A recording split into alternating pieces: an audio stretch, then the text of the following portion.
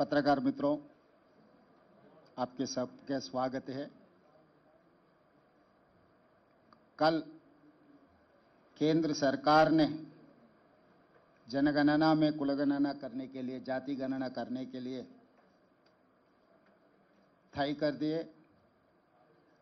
इस मौके पे मैं राहुल गांधी जी को धन्यवाद कहना चाहता हूं, क्योंकि जिस दिन कन्याकुमारी से लेकर कश्मीर तक राहुल जी ने जो पादयात्रा किया हुआ है, तब इस देश जनता से राहुल गांधी जी ने जो मिला, इस देश जनता ने जो मांग किए, वो मांग को राहुल गांधी जी ने वादा किया हुआ है। तेलंगाना में कांग्रेस सरकार बना दो, हम जनगणना में जाति गणना करने वाले हैं। हमारे सरकार के वादा, उनके वादा सुनकर तेलंगाना जनता ने यहां पर कांग्रेस सरकार ने बनाया। कांग्रेस सरकार बनने के बाद 15 महीने के अंदर हम लोग जाति गणना करके दिखाए, इस देश को एक मार्गदर्शन दिए हम लोग कि 100 साल से जो मुद्दा कामयाब नहीं हुआ, बार बार ये आवाज उठा रहे, मगर कोई सुनने के लिए तैयार नहीं था। मगर राहुल जी ने इस जनता का आवाज सुनकर वादा किया हुआ है। इसीलिए तेलंगाना राज्य में कांग्रेस सरकार बनते ही जनगणना में हम जाति गणना करके दिखाए। उसके बाद हम लोग ने इस विधानसभा में हम लोग मांग किए, रेजोल्यूशन पास किए केंद्र सरकार को, आने वाले जनगणना में जाति गणना करो। नहीं किए तो इस देश आपको, भारतीय जनता पार्टी को माफी करने वाले नहीं है। इसीलिए हम लोग सब मिलके संसद से लेकर, सड़क से लेकर संसद तक हम आवाज उठाए, दिल्ली गए, जंतर मंतर में हमारे आवाज सुनाए। इस बार जनगणना में जाति गणना करना ही पड़ेगा मोदी जी, नहीं तो फिर आप मैदान में नहीं आओगे आने वाले चुनाव में। ये मांगता देश भर जितने भी पॉलिटिकल पार्टीज थे उस दिन, आप लोग गवाह है। सब भारतीय जनता पार्टी एनडीए के लोग के अलावा बाकी के सब लोग आके जंतर मंतर में हमें मदद दिए। जो तेलंगाना राज्य सरकार ने जो कदम उठाया, सब लोग हमारे मदद किए, हम हमारे लोगों को तारीफ किए। इसीलिए आज मजबूरी से केंद्र सरकार ने यह निर्णय लिया, मगर इस मौके पे हम लोग राजनीति बात करना नहीं चाहता है। नरेंद्र मोदी जी के नेतृत्व में केंद्र सरकार ने अब जनगणना में जाति गणना करने के लिए जो तय किए, जो निर्णय लिए, हम लोग अभिनंदन करना चाहता है केंद्र सरकार को, नरेंद्र मोदी जी को धन्यवाद कहते हुए कुछ सुझाव है, हमारा एक्सपीरियंस है, हम लोग कुछ सीख लिए। केंद्र सरकार को हम सुझाव दे रहे हैं, आप सचमुच इस जनगणना में जाति गणना करना है तो यूनियन कैबिनेट का एक ग्रुप ऑफ मिनिस्टर्स का एक कमेटी बनवा दो, उसके आगे एक एक्सपर्ट्स कमेटी बना दो। एक्सपर्ट्स कमेटी में आपके ऑफिसरों को भी उसमें शामिल करो। उसके बाद पूरा देश भर आप स्टडी करो, राज्य राज्य में अलग अलग जाति है। उदाहरण, यहाँ के जो बोया कम्युनिटी तेलंगाना में ओबीसी है, मगर कर्नाटक में वो ट्राइबल है। यहाँ के लंबाड़ा ट्राइबल है, महाराष्ट्र में वो ओबीसी है।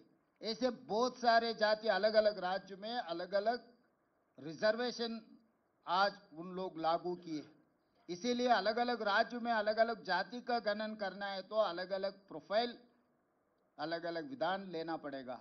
इसके लिए आप लोग पहले कंसेंसस बिल्ड करने के लिए एक ग्रुप ऑफ मिनिस्टर्स का एक कमेटी बनवा दो, उसके आगे एक्सपर्ट्स कमेटी विथ ऑफिसर्स। तब आपको ये समझ में आएंगे हर राज्य में कौन से सवाल आने वाले हैं जनगणना में, ये जाति गणना करने के लिए। वो उसके बाद हम लोग कंसल्ट किए, हम पॉलिटिकल पार्टी से चर्चा किए, ऑफिशियल डायलॉग किए, उसके आगे स्टेक होल्डर से हम लोग चर्चा किए, उसके आगे सिविल सोसाइटी से भी हम चर्चा किए। पूरा राज्य में जितने भी जिले हैं, हर जिले को हमारे एक्सपर्ट्स कमेटी को हम भेज दिए। ग्रुप ऑफ मिनिस्टर्स को वहां पर भेज दिए, लोगों का आवाज सुने, लोगों का सवाल को जवाब दिए सरकार ने। हम जो सवाल करना है 57 क्वेश्चंस हम तैयार किए जो डेटा लेने में। ये डेटा में आप लोग हर किसी का, हर परिवार का पूरा जाति के साथ साथ में उनके पूरे डिटेल्स 8 पेज में कुछ कम 60 सवाल हम तैयार किए। ये सवाल सरकार ने बंद कमरे में बाबू लोग नहीं बनाए, जनता से हम सुझाव लिए, वो सुझाव लेकर हम लोग ये पूरा 8 पेज का क्वेश्चनियर बनाए। तो इसके आगे भी हम डेटा प्राइवेसी एक्ट भी लागू किए कि किसी का अगर डिटेल्स और कहीं पब्लिक डोमेन में गए तो उनका प्राइवेसी एक्ट इफेक्ट नहीं हुआ, जैसा भी हम लोग एक सुझाव लेकर एक्सपर्ट्स कमेटी बना के हम लोग बनाए। पूरा राज्य को हम लोग 95,000 यूनिट्स बनाए, 95,000 एन्यूमरेटर्स को अपॉइंट किए। हर एन्यूमरेटर 150 घरों में जाकर 60 दिन में पूरा समाचार लेकर आना है, वो खुद ने डेटा एंट्री भी करवाना है। हर 10 एन्यूमरेटर को एक सुपरवाइजर को लगाए, कम से कम 10,000 लोगों को सुपरवाइजर बनाए कि ये 10-10 एन्यूमरेटर सही तरीका से काम कर रहे हैं, सही तरीका से समाचार ले रहे हैं, सही तरीका से कंप्यूटराइजेशन करवा रहे, सब सारे हम लोग सुपरवाइज किए। एन्यूमरेटर से लेके चीफ सेक्रेटरी तक बार बार हमारा ग्रुप ऑफ मिनिस्टर्स रिव्यू किए। मुख्यमंत्री होदा पे मैं भी 8 बार रिव्यू किया, सुझाव दिए।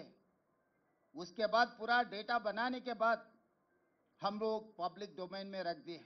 उसके आगे भी कुछ सुझाव आए, 96% एन्यूमरेट किए, उसके आगे 4% नहीं किया था, लोग दोबारा मांगे। 60 दिन के बाद हम लोग और भी एन्यूमरेट करने के लिए तैयार है, हमको मौका नहीं मिले। उसके बाद हम ऑनलाइन मौका दिए, टोल फ्री नंबर दिए, ऑफिसेस में काउंटर खोल के रखा है, कोई भी आए आप इसमें शामिल हो जाओ, इसमें भर्ती करो, इसका डेटा दे दो। दोबारा भी हम 14 दिन मौका दिए। तो 3 महीने में ये सब सारे कर दे के हम एक तरीका से without any controversy, without any legal litigation, without any political interference, we have made a very good policy document of caste census. आज इस देश में तेलंगाना मॉडल हर किसी के लिए काम पे आ जाएंगे। हम लोग जिम्मेदारी समझ रहे हैं, हम लोग किसी को कम करने के लिए कोशिश नहीं कर रहे हैं। मोदी जी या केंद्र सरकार ने तेलंगाना मॉडल पूछे, तेलंगाना मॉडल से कुछ सीखे, हमको कोई एतराज नहीं है। हमारे जिम्मेदारी है, हम जिम्मेदारी से काम निभाएंगे, जिम्मेदारी से जो सवाल जवाब है हम देने के लिए तैयार है। इसीलिए आज केंद्र सरकार को और नरेंद्र मोदी जी को मेरा एक ही सुझाव है, अगर सचमुच जनगणना में आप जाति गणना करना है तो पहले ग्रुप ऑफ मिनिस्टर्स को अपॉइंट करो, उसके आगे एक्सपर्ट्स कमेटी बना दो। ये group of ministers and experts committee हर राज्य में जाकर राज्य सरकार से संवादन कर दे के उन लोगों का सुझाव भी ले लो। उसके आगे स्टेक होल्डर्स का भी आप पूरा देश भर आप मीटिंग लगवा दो। उसके आगे सिविल सोसाइटी से भी आप इंटरेक्शन का काम कर दो। ये सब होने के बाद टर्म्स ऑफ रेफरेंस, आप क्या पूछना चाह रहे, कौन सी तरीका से काम करना चाह रहे, कब तक आप पूरी करना है, हमारा पहले डिमांड अब कब शुरू करने वाले, कब तक खत्म करने वाले, पहले ये तो इस देश को बोलने का जिम्मेदारी आपके ऊपर है मोदी जी। और रहा सवालों का, क्योंकि ऐसे ही जनरल इंफॉर्मेशन आप लेके कर दिए तो इससे कोई फायदा नहीं है, आगे जाति के लिए कोई फायदा भी नहीं है। राहुल गांधी जी ने यह साफ कहा, this is an society x-ray. एक आदमी का अगर दवाखाना को गए तो एक्सरे किए तो जितने भी उनके प्रॉब्लम्स आइडेंटिफाई हो सकता है, समाज में जितना भी प्रॉब्लम्स है ये जनगणना में जाति गणना करने के वजह से एक्सरे मिलेगा। एक्सरे मिले तो आप इसका ट्रीटमेंट इलाज कर सकता है। इसीलिए केंद्र सरकार को हम ये गिनती करना चाहता है कि आप हमारे एक्सपीरियंस से आप कुछ सीखने के लिए कोशिश करो। एक एक्सपर्ट कमेटी को आप यहां भेज दो, हमारे पूरा सरकार के सिस्टम पूरा कड़ा होकर केंद्र सरकार को मदद करने के लिए हम राजी है, क्योंकि इस देश में जो 90% एससी, एसटी, बीसी माइनॉरिटीज है, उनके वेलफेयर के लिए, उनके डेवलपमेंट के लिए राज्य सरकार और केंद्र सरकार मिलजुल के काम करने का वक्त आए। आज वो सवाल पूछ रहा है, सवाल कर रहा है राज्य और केंद्र सरकारों को। इन लोगों को भरोसा देने का जिम्मेदारी प्रधानमंत्री होते हुए आपके ऊपर, तेलंगाना मुख्यमंत्री, मेरा ऊपर बहुत बड़ा जिम्मेदारी है। ये जिम्मेदारी निभाने के लिए हम तैयार हैं, हम राजी हैं। यहाँ पर कोई राजनीति करने का इरादा हम लोगों को नहीं है। हम लोग केंद्र सरकार को मदद करने के लिए, साथ मिलकर काम करने के लिए हम तैयार हैं। जब तक आप ये पूरा जनगणना में जाति गणना करने के लिए तारीख तय करो, उसके आगे टर्म्स ऑफ रेफरेंस तय करो, उसके आगे प्रोसेस पूरा तैयार करो, उसके बाद ये पूरा मिलने के बाद ये डेटा लेकर क्या करना है, वो एक बड़ा सवाल अपने सामने खड़ा है। इसीलिए हम लोग एक्सपर्ट्स को, जस्टिस सुदर्शन रेड्डी, कंचे अय्यलैया, प्रोफेसर शांता सिन्हा से एक कमेटी डाले, ये पूरा डेटा देके हम लोग क्या मदद कर सकता है, इन लोगों को हर जाति के लिए हम क्या कर सकता है। All these are experts in the society, they have rich experience. उनके एक्सपीरियंस से हम सुझाव लेके सरकार आगे बजट में, एम्प्लॉयमेंट में, एजुकेशन में, हर जगह में उन लोगों का हक देने के लिए हम लोग कोशिश कर रहा है। इसीलिए आज केंद्र सरकार को धन्यवाद कहते हुए आगे जो रास्ता खोलना है, आगे जो सवाल अपने सामने खड़ा होने का मौका है, ये सवालों को जवाब हमारा एक्सपीरियंस से आप ले लो। हम लोग केंद्र सरकार के साथ मिलकर काम करने के लिए हम तैयार हैं। మీడియా మిత్రులారా, మీకందరికీ తెలుసు, 100 సంవత్సరాల నుంచి ఈ దేశంలో 1931 బ్రిటిషర్స్ ఈ దేశాన్ని పాలిస్తున్న సందర్భంలో ఈ దేశ జనాభాలో ఉన్న వాళ్ళ కులాల వారీగా వివరాలు సేకరించడం జరిగింది. దాదాపుగా 100 సంవత్సరాల నుంచి ఇప్పటి వరకు మళ్ళీ ఈ పూర్తి స్థాయిలో సమాచార సేకరణ జరగలేదు. 2010లో మన్మోహన్ సింగ్ గారు, శ్రీమతి సోనియా గాంధీ గారు యూపీఏ చైర్పర్సన్గా ఉన్నప్పుడు ఒక ప్రయత్నం చేసిండ్రు, సమాచార సేకరణ చేసిండ్రు. కానీ ఆ వివరాలు పూర్తిగా ప్రజలకు అందుబాటులోకి రాలేదు, ప్రభుత్వం ఆమోదించలేదు. నరేంద్ర మోడీ గారు ప్రధానమంత్రిగా బాధ్యత చేపట్టిన తర్వాత ఆ నివేదికను కాలగర్భంలో కలిపేసిండ్రు. ఈ 11 సంవత్సరాలు వారు ఎలాంటి ప్రయత్నం చేయలేదు. కానీ శ్రీ రాహుల్ గాంధీ గారు కన్యాకుమారి నుంచి కశ్మీర్ వరకు 150 రోజులు 4000 కిలోమీటర్లు మండు టెండల్లో, మంచు కొండల్లో పాదయాత్ర చేస్తూ ఈ దేశ ప్రజలందరినీ కలిసినప్పుడు, దేశ ప్రజల యొక్క ఆలోచన, దేశ ప్రజల యొక్క గుండె చప్పుడు విన్న రాహుల్ గాంధీ గారు స్పష్టమైన హామీ ఇచ్చిండు ఈ దేశ ప్రజలకు. ఏ రాష్ట్రంలో మా ప్రభుత్వం ఏర్పడుతుందో ఆ రాష్ట్రంలో మేము జనగణనలో కులగణనను ఏర్పాటు చేస్తాము, వివరాలు సేకరిస్తాము. అదేవిధంగా కేంద్రంలో కూడా మా ప్రభుత్వం ఏర్పడిన ఎంబడే జనగణనలో కులగణనను కలిపి సమాచారాన్ని సేకరించి ఇది ఒక ఈ సమాజానికి సంబంధించిన ఎక్స్రే, ఈ ఎక్స్రే ద్వారా వాళ్ళు ఎంతమంది ఉన్నారో అంత వాళ్లకు నిధుల విషయంలో, నియామకాల విషయంలో న్యాయం చేస్తామని రాహుల్ గాంధీ గారు హామీ ఇచ్చారు. ఈరోజు రాహుల్ గాంధీ గారి హామీ మేరకు తెలంగాణ ప్రజలు కాంగ్రెస్కు ప్రభుత్వాన్ని అందించడం జరిగింది. రాహుల్ గాంధీ గారు సూచనలు తీసుకుంటూ తెలంగాణ రాష్ట్రంలో కులగణనను విజయవంతంగా, ఎలాంటి వివాదాలు లేకుండా, ఎలాంటి తప్పులు లేకుండా ప్రతిపక్షాలను, అదేవిధంగా అందులో భాగస్వాములను, అదేవిధంగా ప్రజా హక్కుల సంఘాలను అందరిని కూడా వాళ్ళ అభిప్రాయాలను సేకరించి ప్రశ్నాపత్రాన్ని తయారు చేసి చట్ట పరిధిలో రాజ్యాంగబద్ధంగా ఈ వివరాలన్నిటిని కూడా సేకరించి ఈరోజు దేశానికే ఆదర్శంగా నిలబడ్డాం. రాహుల్ గాంధీ గారికి ఈరోజు తెలంగాణ ప్రజల తరఫున నేను ధన్యవాదాలు తెలియజేయదలుచుకున్న, బలహీన వర్గాల తరఫున నేను ధన్యవాదాలు తెలియజేయదలుచుకున్న. ఈరోజు పెద్దలు కేశవరావు గారు, హనుమంతరావు గారు, మధుయాస్కి గారు, పొన్నం ప్రభాకర్ గారు, అంజన్ కుమార్ యాదవ్ గారు, చాలామంది మిత్రులు, షబీర్ అలీ గారు, చాలామంది శాసనసభ్యులు, వీళ్ళందరూ కూడా నన్ను అభినందించడానికి వచ్చిండు. ఈ అభినందనలు నాకు కాదు, రాహుల్ గాంధీ గారికి చెందాలి. వారి ఆలోచనను, వారి సూచనలను తీసుకొని తెలంగాణ రాష్ట్ర ప్రభుత్వం ఈ కులగణనను చేపట్టడం జరిగింది. స్పష్టంగా, పారదర్శకంగా, అత్యంత భద్రంగా ఈ వ్యవహారాన్ని మొత్తం ప్రభుత్వం ఒక ప్రతిష్టాత్మకంగా తీసుకొని అమలు చేయడం జరిగింది. ఇందులో మంత్రివర్గ ఉపసంఘం group of ministers Uttam Kumar Reddy గారు, బట్టి విక్రమార్క గారు, సీతక్క గారు, అదేవిధంగా శ్రీధర్ బాబు గారు, పొన్నం ప్రభాకర్ గారు అందరూ కూడా ఇందులో అధికారులతోని చీఫ్ సెక్రటరీ నుంచి ఎన్యూమరేటర్ల వరకు దాదాపుగా 1,50,000 మంది భాగస్వాములు అయ్యి దాదాపుగా 90 రోజులు నిరంతరం పనిచేసి ఈ విజయవంతంగా ఈ నివేదికను తయారు చేయడం జరిగింది. ఆ తర్వాత అసెంబ్లీలో తీర్మానం చేసినాం, 2 తీర్మానాలు చేసినాం. ఒకటి, జనగణనలో కులగణన కేంద్ర ప్రభుత్వం తక్షణమే చేపట్టాలి. అదేవిధంగా బీసీ రిజర్వేషన్లను 50% పరిధిలో నియంత్రించడం కాదు, ఈ 50% పరిధిని దాటి రిజర్వేషన్లు పెంచాలి, అందులో 42% బీసీలకు రిజర్వేషన్లు ఇవ్వాలి అని మేము శాసనసభలో తీర్మానం చేసి కేంద్ర ప్రభుత్వానికి పంపించినాం. కుల సంఘాల మద్దతు జంతర్ మంతర్లో కేంద్ర ప్రభుత్వం మీద పార్లమెంట్ జరిగేటప్పుడు ఒత్తిడి తీసుకురావడానికి రోజంతా ధర్నా చేసినాం. జాతీయ స్థాయిలో ఉన్న రాజకీయ పార్టీలు దాదాపుగా 16 పార్టీలకు సంబంధించిన ప్రతినిధులు ఆ నిరసన కార్యక్రమంలో పాల్గొని సంపూర్ణంగా మాకు మద్దతు ఇవ్వడం జరిగింది. ఈరోజు ఈ ఒత్తిడి మేరకు కేంద్ర ప్రభుత్వం నరేంద్ర మోడీ గారు నిన్న జనగణనలో కులగణనను చేర్చుతామని నిర్ణయించారు. ఈ నిర్ణయాన్ని స్వాగతిస్తున్నాము. ఇక్కడ రాజకీయాలకు తావు లేకుండా కేంద్ర ప్రభుత్వాన్ని అభినందిస్తున్నాము. అయితే ఇది అమలు చేసే క్రమంలో తీసుకోవాల్సిన జాగ్రత్తలు, నిర్ణయించాల్సిన సమయం అనేది అత్యంత కీలకము. ఈరోజు ప్రధానమంత్రి గారిని నేను అడుగుతున్నా, మీరు ఎప్పుడు మొదలు పెడుతున్నారు, ఎప్పటిలోగా జనగణన కులగణన చేర్చి పూర్తి చేస్తారో మీరు తేదీలను నిర్ణయించండి.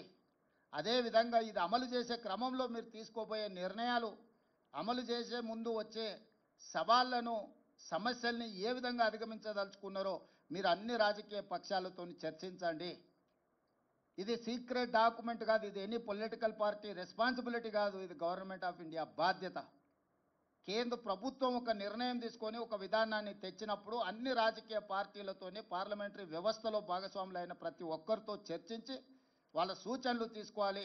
అందుకే నరేంద్ర మోడీ గారికి సూచన చేస్తున్న గ్రూప్ ఆఫ్ మినిస్టర్స్తో ఒక కమిటీ వేయండి, ఆఫీసర్లతో కూడుకున్న ఇంకొక ఎక్స్పర్ట్స్ కమిటీని వేయండి. గ్రూప్ ఆఫ్ మినిస్టర్స్ రాజకీయ పార్టీలతోని, అదేవిధంగా స్టేక్ హోల్డర్స్తోని, అదేవిధంగా సివిల్ సొసైటీస్తోని చర్చించమనుండ్రి.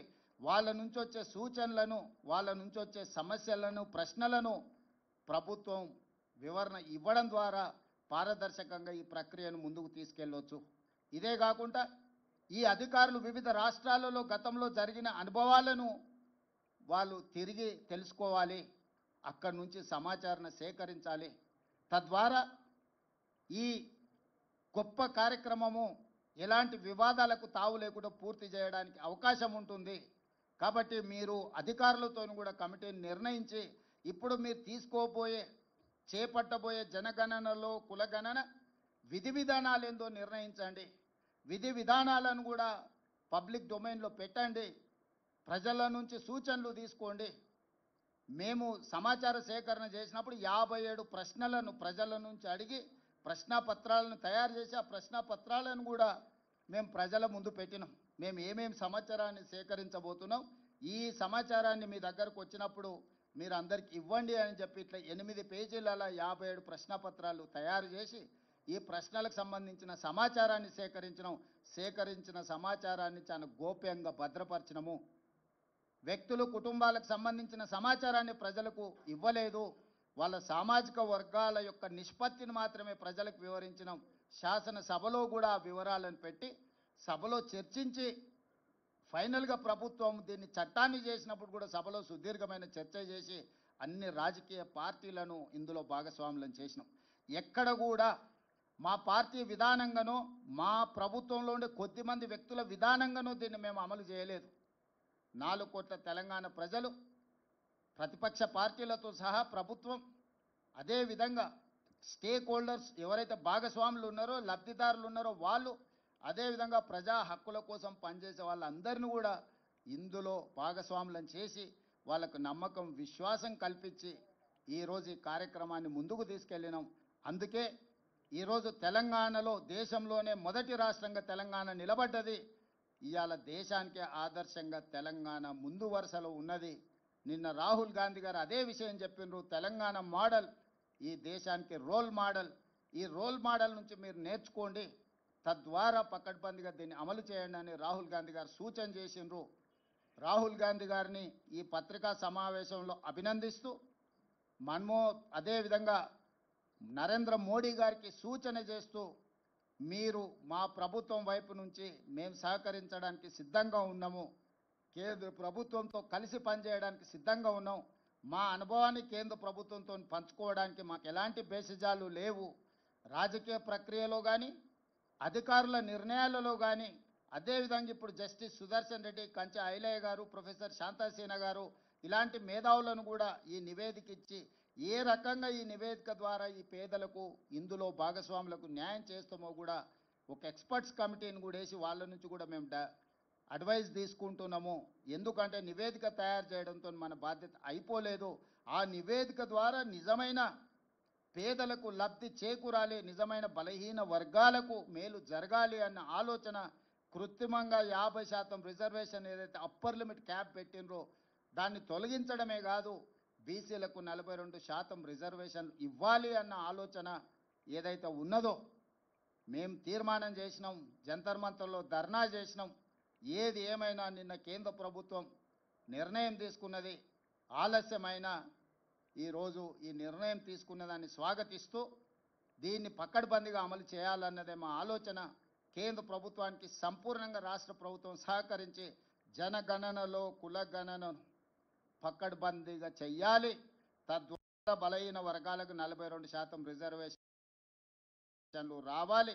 విద్య, ఉద్యోగ, ఉపాధి అవకాశాలలో వాళ్ళకు సముచితమైన స్థానం కల్పించాలన్న రాహుల్ గాంధీ ఆలోచనను అమలు చేయడానికి ఎవరితోనైనా కలిసి పనిచేయడానికి మా ప్రభుత్వానికి ఎలాంటి అభ్యంతరాలు, ఇబ్బంది లేదు.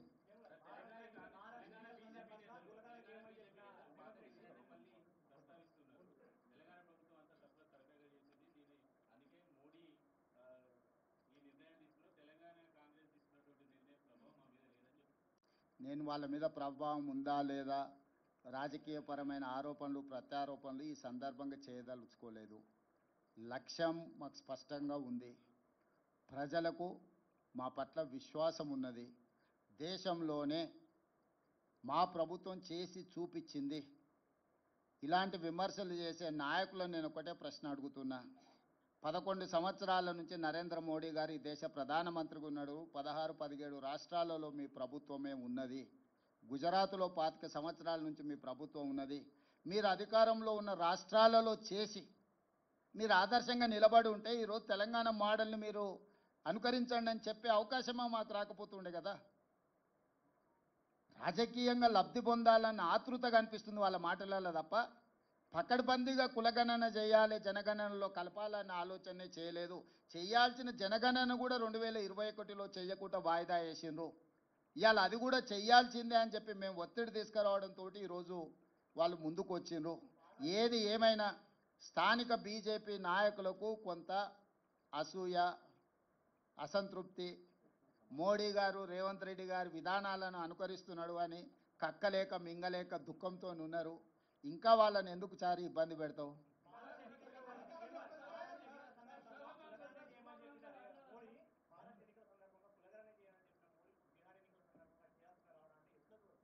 అంటే ఇవన్నీ రాజకీయాలకు ముడిపెట్టకండి. నేను ఒకటే చెప్తున్నా, ఇది ఈ దేశ ప్రజలకు మేలు జరుగుతుంది. ఏ ఒత్తిడితోనైనా నిర్ణయం తీసుకొని, ఏ అవసరంతోనైనా నిర్ణయం తీసుకోండి. అంతిమంగా ఈ బలహీన వర్గాలకు న్యాయం జరగాలి. ఇప్పుడు రాజకీయపరమైన వివాదాలను, ఆరోపణలు చేయడం మొదలు పెడితే ఆ వర్గాలకు నష్టం జరుగుద్ది. మేము ఆరోపణలు చేయదలుచుకోలే. నేను ఈ సందర్భంగా ఏ ఒత్తిడితోనైనా, ఏ అవసరం కోసమైనా చెయ్యడం ద్వారా నిజమైన లబ్ధి బలహీన వర్గాలకు చేరాలి. అదే మా లక్ష్యం, రాహుల్ గాంధీ గారి లక్ష్యం, మా లక్ష్యం, ఈ వేదిక మీద ఉన్న ప్రతి ఒక్కరి ఉద్దేశం అదే. కాబట్టి మేము దీన్ని ఏ ఎన్నికలకు, ఏ రాజకీయ వివాదాలకు మేము ముడిపెట్టదలుచుకోలేదు.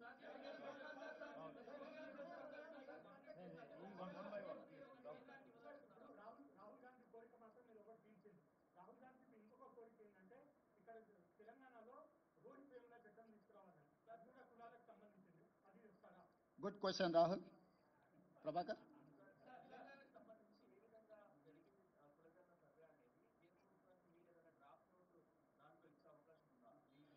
మేము ఆల్రెడీ ఆ నివేదిక పంపించినాము. ఫర్దర్గా వాళ్ళకి ఏదైనా కావాలనుకుంటే ఒక డెలిగేషన్, ఆఫీసర్స్ డెలిగేషన్ కానీ గ్రూప్ ఆఫ్ మినిస్టర్స్ వచ్చినా కూడా పవర్ పాయింట్ ప్రజెంటేషన్ ఇచ్చి మా అనుభవాలను అన్నిటిని కూడా వాళ్ళతో పంచుకుంటాము. వాళ్ళు ఇక్కడికి వచ్చిన సమాచారాన్ని ఇస్తాం, లేదు మమ్మల్ని రమ్మంటే కూడా ఢిల్లీకి వెళ్తాం. ఇక్కడ రాజకీయంగా పంతాలకు పట్టింపులకు మేము పోదలుచుకోలేదు. ఈ ప్రక్రియ పకడ్బందీగా చేసి సరైన సమయంలో మనం చేస్తే ఈ వీళ్ళందరికీ మేలు జరుగుతుంది. వీళ్ళ కోసం ఒక మెట్టు దిగడానికి కూడా, బలైన వర్గాల కోసం ఒక మెట్టు దిగడానికి కూడా మా ప్రభుత్వానికి ఎలాంటి భేషజాలు లేవు.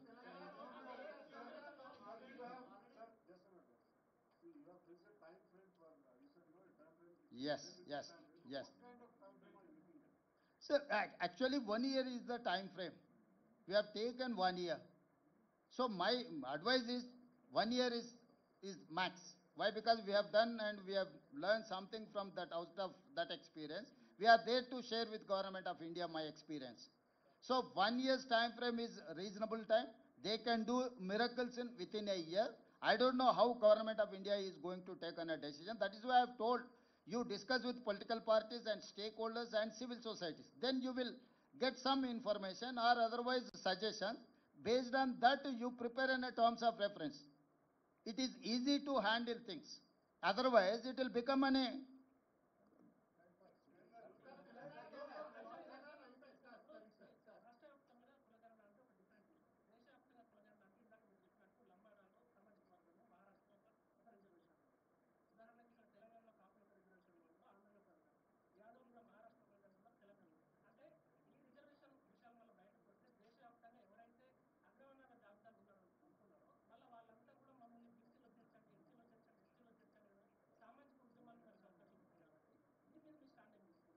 ఇప్పుడు వాస్తవంగా దీన్ని గందరగోళపరిచే వాళ్ళు లేవనెత్తుతున్న అంశాలు. ఏ రాష్ట్రానికి ఆ రాష్ట్రానికి రిజర్వేషన్లు, ఆ సామాజిక వర్గాల నేపథ్యాన్ని తీసుకొని నిర్ణయాలు జరిగినాయి. ఇది స్టేట్ యాజ్ ఏ యూనిట్. నేను అందుకే ఆ సూచన చేసిన. ఇప్పుడు ఈ ప్రశ్నలన్నీ కూడా వాళ్ళు ఆల్ పార్టీ మీట్ పెట్టినరు అనుకో, లేకపోతే స్టేక్ హోల్డర్స్ మీట్ పెట్టినరు అనుకో, లేకపోతే సివిల్ సొసైటీస్ని పిలిచినరు అనుకో, మీరు అడుగుతున్న ప్రశ్నలన్నీ ప్రభుత్వం ముందుకు వస్తాయి.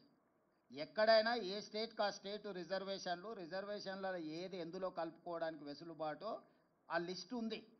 ఒకవేళ ఏదైనా సామాజిక వర్గం ఒక రాష్ట్రం, గతంలో కాపులు ఓసీలలో ఉండేది, 1976లో బీసీలలోకి వచ్చిండ్రు. 1976 కంటే ముందు లంబాడాస్ కూడా బీసీలలో ఉంది, తర్వాత వాళ్ళని ఎస్టీలలో తీసుకొచ్చిండ్రు. ఇట్లా రకరకాల సామాజిక వర్గాలు వివిధ సందర్భంగా, ఎల్లాపుల, కొప్పుల వెలమ వాళ్ళందరూ ఒకప్పుడు ఓసీలు. చంద్రశేఖరరావు గారు 96లో వారిని తీసుకెళ్లి బీసీలలో కల్పించిండు. దీనికి లోకల్ బాడీ ఎన్నికలకు సంబంధం లేదు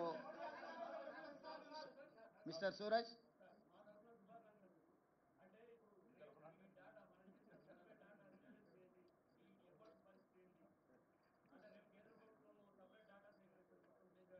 ఏ డాటా సేకరించినా సూరజే ఉంటాడు, పొన్నం ప్రభాకరే ఉంటాడు కదా. వారు వీరు గారు, వీరు వారు గారు, వాళ్ళందరిని వచ్చి సేకరించమంటున్నాం. మేము ముందు నుంచి కూడా చెప్పినాం, అయ్యా మేము ఒక విధానంతోనే ఒక ప్రక్రియ ద్వారా సంపూర్ణమైన సమాచారాన్ని సేకరించడం, 97% జనాభా ఈ ప్రక్రియలో పాల్గొన్నారు, ఇవి లెక్కలని చెప్పినాం.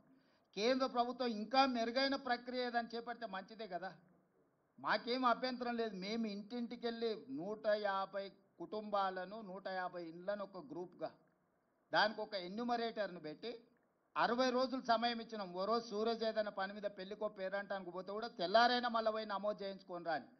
దాంట్లో ఎవరైతే నమోదు చేయించుకున్నారో వాళ్ళు సంతకం తీసుకున్న అధికారి ఆయన సొంతంగా రాసుకొని ఆయన సంతకం పెట్టుకొని రాలే. ఆ కుటుంబ పెద్ద దగ్గర, కుటుంబ వ్యక్తుల దగ్గర కూర్చొని ఆ కుటుంబ పెద్ద ఎవరు, కుటుంబంలో ఉన్న సభ్యులు ఎంతమంది, వాళ్ళు ఏ సామాజిక వర్గము, వాళ్ళకి ఏమేమి లబ్ధి పొందుతున్న ప్రభుత్వ పథకాలు, రాజకీయంగా ఏమైనా రిజర్వేషన్లు పొందినరా, అన్ని వివరాల ప్రశ్నపత్రంలో ఉన్నాయి. ఎవరు ఏది నిజం చెప్పినా అబద్ధం చెప్పినా, ఆస్తుల అప్పుల విషయంలో నిజాలు అబద్ధాలు చెప్పొచ్చు, కానీ కులాల వివరాలు ఎవరు కూడా అబద్ధం చెప్పరు. ఇది 100% నా సంపూర్ణమైన విశ్వాసము. కులాల లెక్క పక్కగా తేలిన తర్వాత సంక్షేమ పథకాలు ఎట్లా అమలు చేయాలనో ఆటోమేటిక్గా ఆ స్టేటస్ అనేది మన దగ్గరకు వచ్చేస్తుంది. కేంద్ర ప్రభుత్వం ప్రామాణికం. ఎప్పుడు కూడా ఎలాంటి డేటా అయినా గవర్నమెంట్ ఆఫ్ ఇండియా ప్రివేల్స్. ఇప్పుడు ఏ డేటా లేనప్పుడు నా డేటా ప్రామాణికం. కేంద్రమే ఒక ప్రక్రియను చేపట్టి ఇది డేటా రాష్ట్రాల వారి కానీ కేంద్ర ప్రభుత్వం ముందుకు వచ్చినప్పుడు ఆటోమేటిక్గా గవర్నమెంట్ ఆఫ్ ఇండియా ప్రివేల్స్.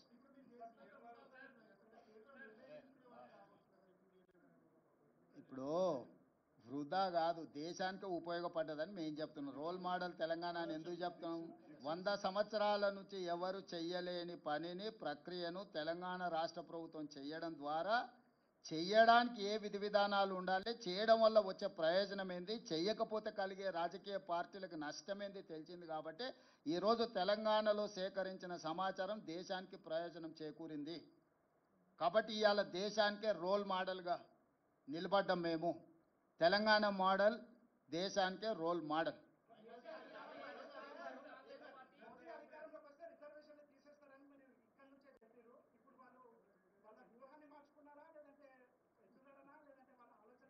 ఇప్పుడు సిద్ధు వాళ్ళు ఎందుకోసం చేస్తున్నా అనే దానికంటే దీనివల్ల ప్రజల ప్రయోజనం ఏందో చూడాల్సిందే.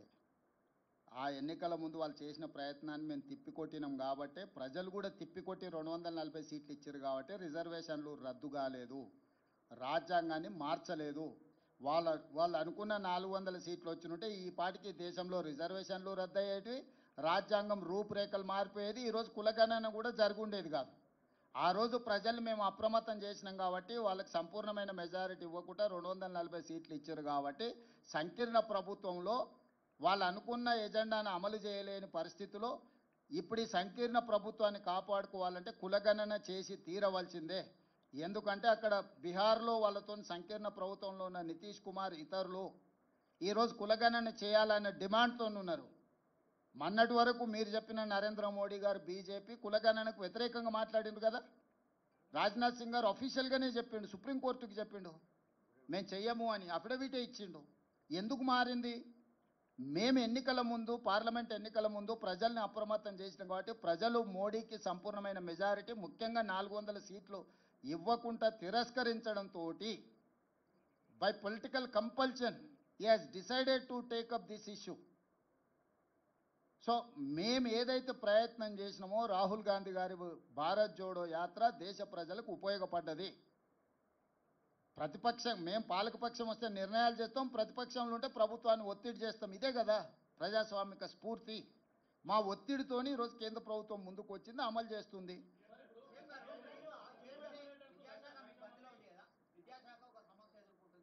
ఇక అది ఇప్పుడు ఇది మాట్లాడుకున్నాం, ఇప్పటికాడికి దీనికి మాట్లాడదాం.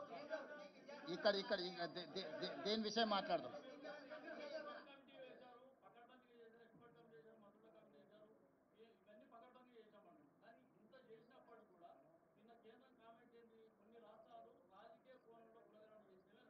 అవును, కొన్ని రాష్ట్రాలు అంటే బీహార్ లాంటి రాష్ట్రం వాళ్ళ ప్రభుత్వం ఉంది కదా, నితీష్ కుమార్ చేసిన దాన్ని కోర్టు తప్పు పట్టింది కదా. వాళ్ళ గురించి వాళ్ళు చెప్పుకుంటే ఎన్నికల్లో నష్టం వస్తుందని బీహార్ను పరోక్షంగా కోర్టు చేసిండు Ashwini Vaishnaw. It is not for Telangana. Yes,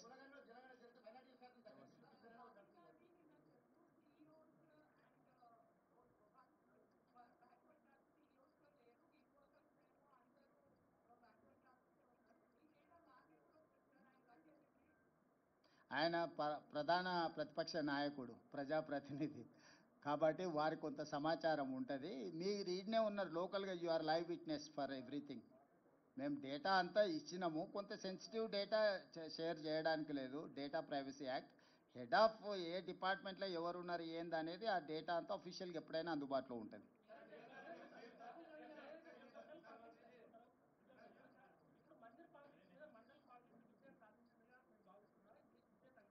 ఇప్పుడు జనగణనలో కులగణనే ఎత్తుకుందాం, అది ఒక్కదాన్నే ఎత్తుకుందాం మనందరం కలిసి.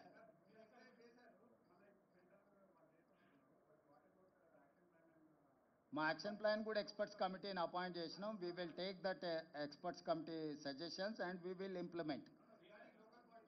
Yes, it is there, it is under process. ఇప్పుడు ఈ ప్రెస్ మీట్ అనేది నిన్న కేంద్ర ప్రభుత్వం తీసుకున్న నిర్ణయం మీద రాష్ట్ర ప్రభుత్వం సహకారానికి సంబంధించి మీరు ఏ ప్రశ్నలు అడిగినా దానికి రిలేట్ చేసి అడగండి.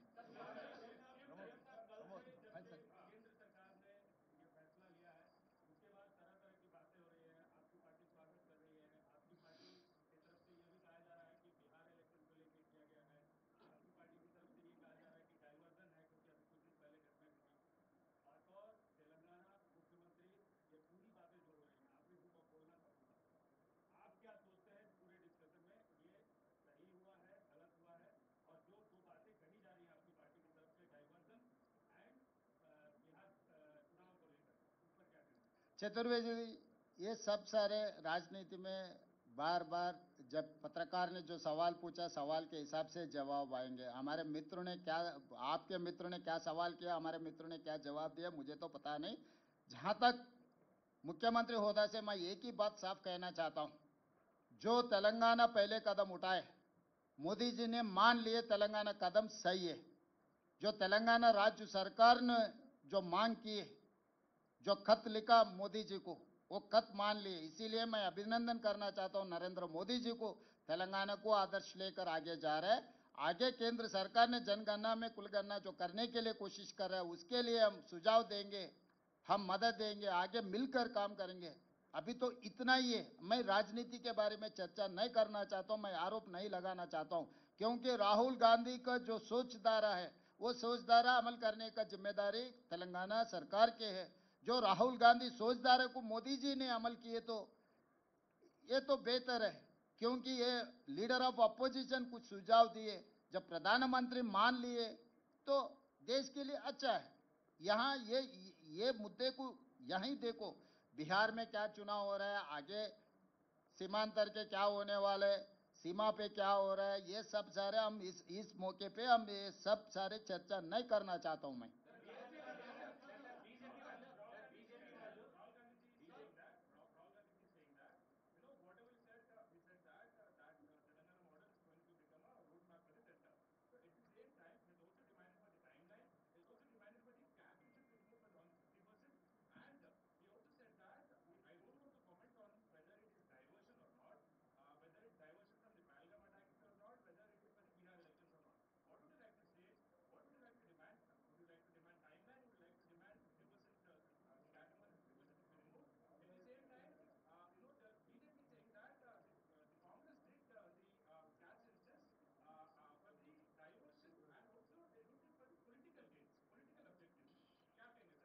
भाई ये अभी मैं वही बोल रहा हूँ ना, इन लोगों को पता नहीं है मोदी क्या सोच रहा है, किसको फॉलो कर रहा है।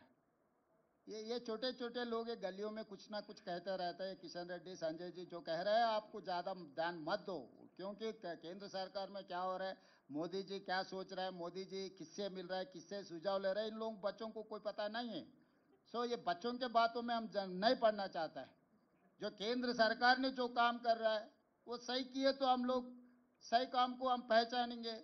राहुल जी कल he has appreciated Narendra Modi and union government. Once my leader is appreciated union government, then there is no point to going back. आशीष,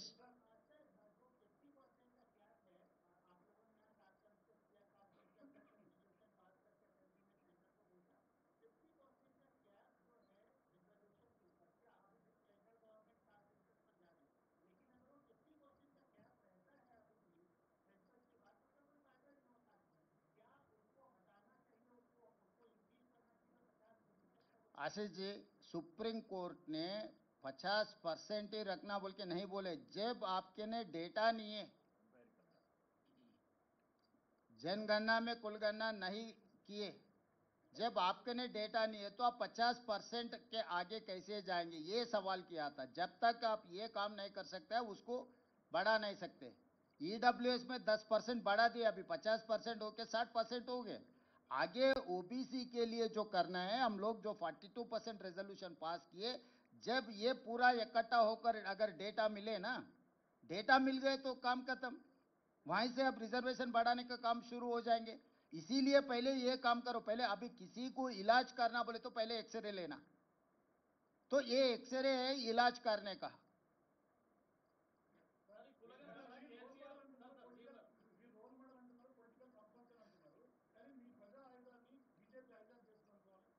దేశ ప్రజలకు ఉపయోగపడ్డప్పుడు ఎవరు మమ్మల్ని ఆదర్శంగా తీసుకున్నా మాకేం అభ్యంతరం లేదు.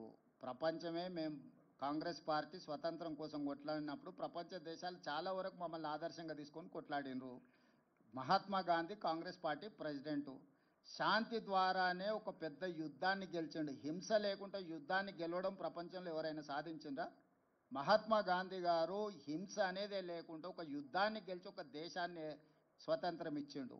ప్రపంచమంతా దాన్ని, నేను నిన్నగాక మొన్న జపాన్ పోయిన, హిరోషిమా నగరంలో మహాత్మా గాంధీ గారి ఎక్కడైతే న్యూక్లియర్ బాంబు ప్రయోగించిందో అక్కడనే మహాత్మా గాంధీ గారి స్టాచ్యూ పెట్టుకొని వారిని ఆదర్శంగా తీసుకొని జపాన్ దేశానికి సైన్యమే లేదు తెలుసు కదా, శాంతి ద్వారా ప్రపంచాన్ని జయించవచ్చని గాంధీజీని ఆదర్శంగా తీసుకుంటే గొప్పగా అనుకోవాలి తప్ప దాన్ని తప్పుగా ఎందుకు అనుకుంటాము? ఈరోజు రాహుల్ గాంధీని నరేంద్ర మోడీ గారు ఆదర్శంగా తీసుకుంటే అది ఒక గొప్ప విషయము.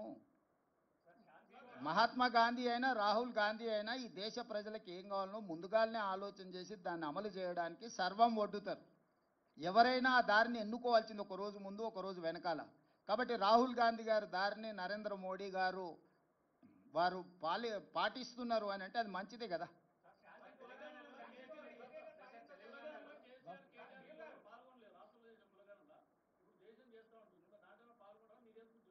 నేను అనేది ఏంటంటే లేనోడు లేనట్టే ఎందుకే మనకి చర్చ. వెనకటికి ఆయన ఒకటి చేసినప్పుడు చెప్పిండు కదా, ఉన్నోడే ఉన్నట్టు లేనోడు పోయినట్టు అని చెప్పిండా. సమగ్ర కుటుంబ సర్వే చేసినప్పుడు నమోదు చేయించుకున్నోడే ఉన్నట్టు నమోదు చేయించుకోకపోతే పోయినట్టు అని వారు అన్నారు కదా. వారికి స్పష్టత ఉంది, కొండలు నీకెందుకు లేదు?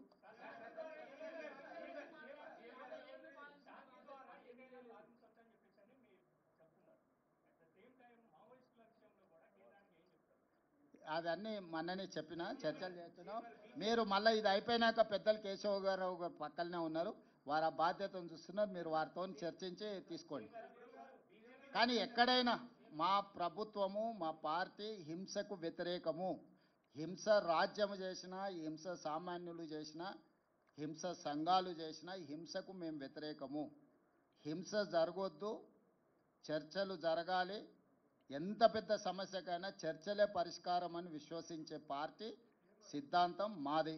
కాబట్టి ఏ దానికైనా చర్చలే పరిష్కారం, చర్చలు చేయాలన్నదే మా ఆలోచన. కాకపోతే అధికారికంగా మా కేంద్ర పార్టీతో కూడా మాట్లాడి నిర్ణయం తీసుకుంటాం. ధన్యవాదాలు. Okay, thank you.